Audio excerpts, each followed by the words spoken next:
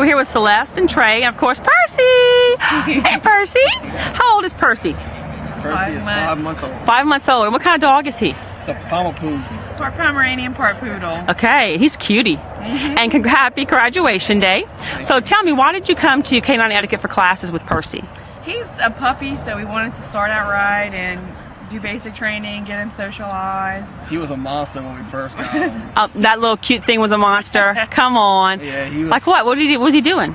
He's scratching up the furniture. He would jump on the furniture. He would just. And he'd jump up like and try to bite us. So. Oh, come on. He would try to bite you? And not like mean, but like when he wanted you to play, he was the one who said, "I want to play. You can play with me now." He pretty much was like the boss of the house. He was. That little bitty puppy. He did. He ruled our house. Okay, so how did things do it? First of all, did things change? Yes. And how did they change? Was it hard? I mean, it took some work. We had to practice and work with him. It was hard for both of us because we were so. It's been so long since I had a dog in the house, and she had, a dog in the house, and we were just some bad habits that we just had to get. And when he was given to us, they had some bad habits also that we had to break him of. And gotcha. It was just some bad, just some things that were really bad. It just weren't really good for us and the dog. Gotcha. That makes sense. So, well, you got him as a young puppy, so he was able to get over those habits. He was. And Percy! Pretty quick, too. Hey, darling. He, now, he doesn't really get on the sofa or any of the furniture unless we invite him. And he has his little bed that he lays in, and he goes to his bed, and he's fine. Wonderful. So the class has made a difference in your dog. Yeah, big difference. So tell me about some of the things in class you noticed with Percy. How was he the first few classes? He was real, the first couple, he was real scared. He really didn't want to be with the other dogs. Right. We had to put him, it was kind of funny because we were the only ones isolated throughout the class. Not the whole class. Not the whole class. And he started to play, and he was making friends, and now it's... At first he was growling and showing his teeth at everybody. Right. And puppies do that. Right, but was that a bad thing? No, he was just scared. Right, I'm so glad you said that. So many come to class and the puppy acts that way and they don't want to come back.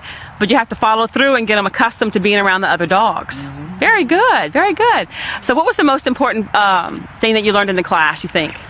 To build like a trust bond with our dog. Really? So does he listen to you now? He does. He listens, and we had an incident when he ran out the front door on me the other day, and we did the whole...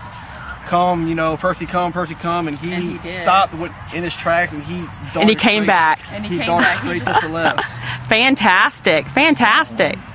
So would you recommend the classes? Definitely. As a matter of fact, we're looking at getting a second dog, and when I get it's coming definitely to you first. Well, fantastic. Thank you. What was your favorite part of the class?